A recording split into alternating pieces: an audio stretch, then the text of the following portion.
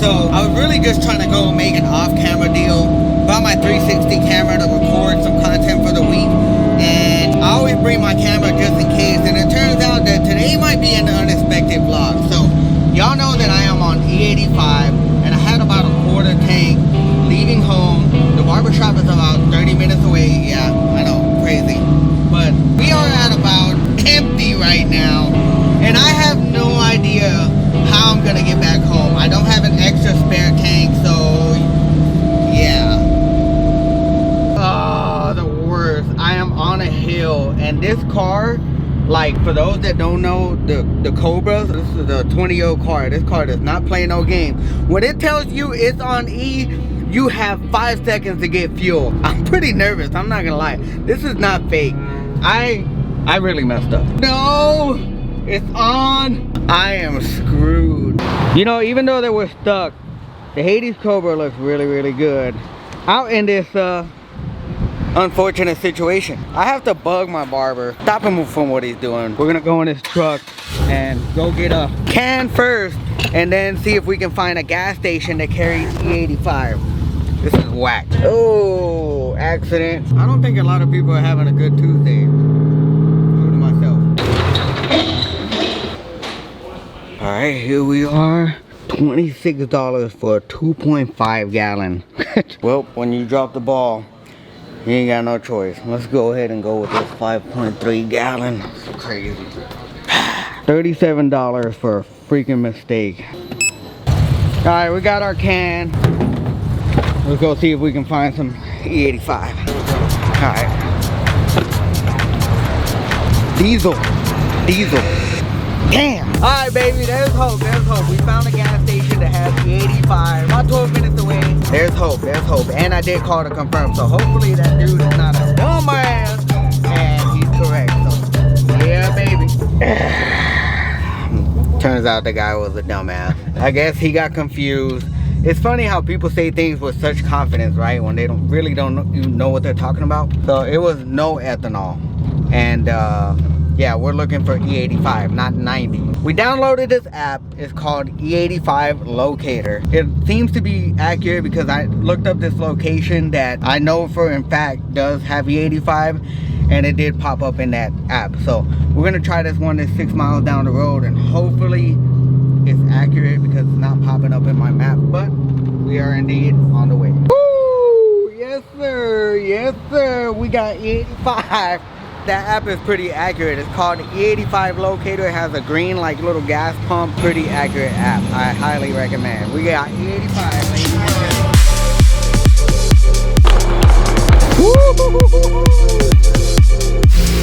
I am absolutely dumbfounded. I need to get better at looking at the fuel gauge before I dip from home. Alright, we have successfully got the alcohol.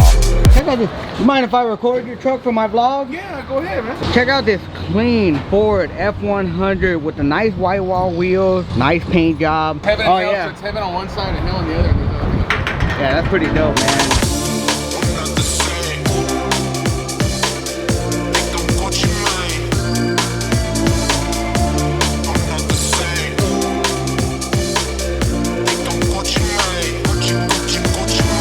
Pretty cool that we were able to see this truck.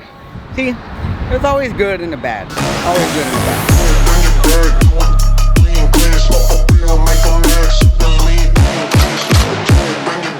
Kind of tricky, man.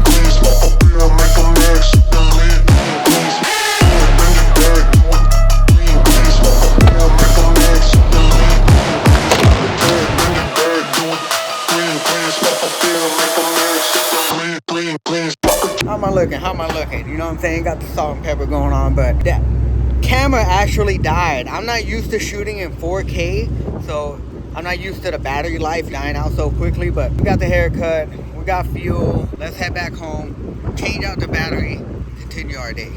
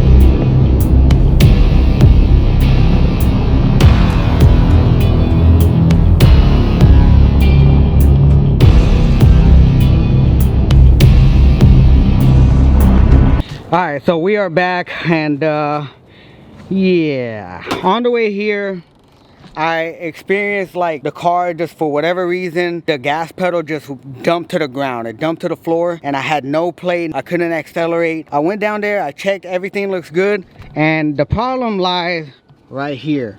The throttle cable actually pushed through this hole, therefore causing the car to not be able to move at all, or at least the accelerator pedal not to have that tug in there. So I'm gonna have to let this car cool off, but we're just gonna have to push that back in, maybe wrap something around there, that way it won't go through that hole, and replace that cable. Today is just not my day with this car. I don't know what's going on today, but you know, when life gives you lemons.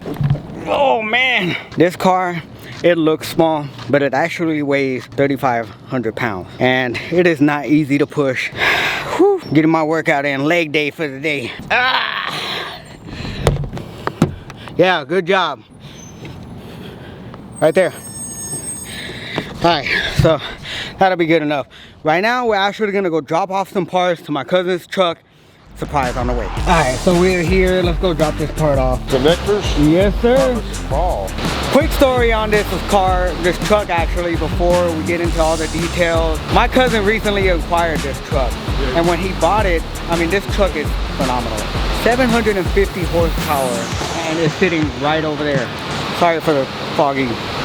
Unfortunately, the transmission snapped the bell housing, and we're taking it over here to Universal Transmission, UC Transmission, right? UC, yes sir. UC Transmission, and they're gonna work on this bad boy. This is the part that we're gonna be putting on the transmission, which is sort of like a brace that's gonna hold everything together. This is rated for high horsepower vehicles, so I don't know. What do you think? That's looking a little small, isn't it? Man, I tell you what, let me get it on there and see how it bolts up. see what it's actually doing. Right. I think it's just to kind of clamp it together. I can show you what it busted if you want. Let's go check it out. Oh wow. Look at that. This is the bell housing here. That is the bell housing, completely broken in half. And this is the end part of the transmission. This is just the casing. They went ahead and took everything out. As you can see, look at that crack. Oh my God. And that's the hole that it actually blew out of. So this is what we're actually replacing. We're taking all the internals, putting it in a new housing, and adding those brackets on there. And hopefully that should get the truck back up and running. It's all built, rebuilt, ready to go. Okay. Luckily, this suffered fairly minor damages. It could have been a lot worse. I believe it tore something in the inside, right? It twisted like a bearing or something. There was a bushing in the pump that was bad. Drum and stator. This was something I caught afterwards, so I didn't charge you for it. We appreciate that. It's not my truck, but we appreciate that, Jeff. So what happened when this all busted around, it allowed this to be jerked around a bit. Yeah, okay, and it's not supposed to move at all. This ceiling ring, I can't even get it out of here. There's 3 ceiling rings here. I got these 2 out.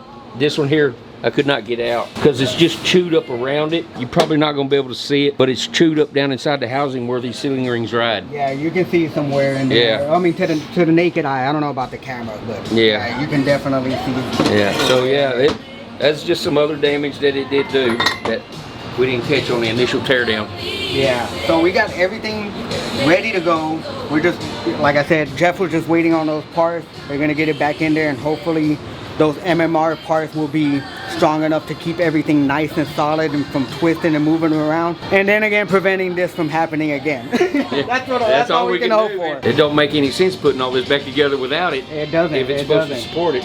Yeah, so hopefully, man, cross your fingers. Okay, I gotta be careful here. Shout out to Jeff for being on camera. I just popped up over here filming, doing what I do, and he was cool with me filming, talking on camera, and also showing us, you know, that transmission. But let's take a look at that truck one last time, because oh my God, I can't wait to make a full video on that truck.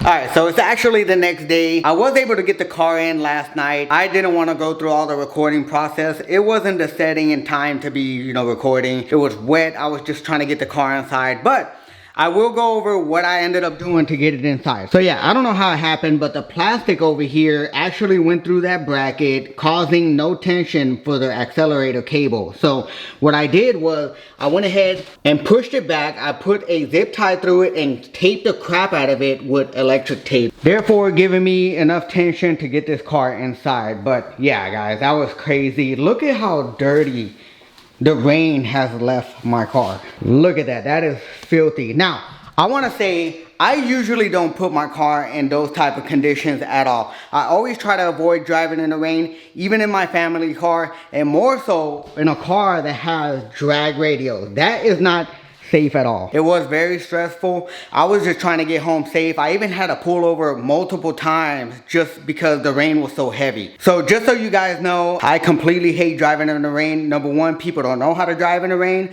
And number two, I've actually lost a friend in a rain accident. So yeah. Anyways, guys, hopefully we can get this car washed up next video. We do have some products on the way, so put your post notifications on. I'm gonna go ahead and end the video. If you enjoyed it, you know exactly what to do. And remember, be motivated, stay driven.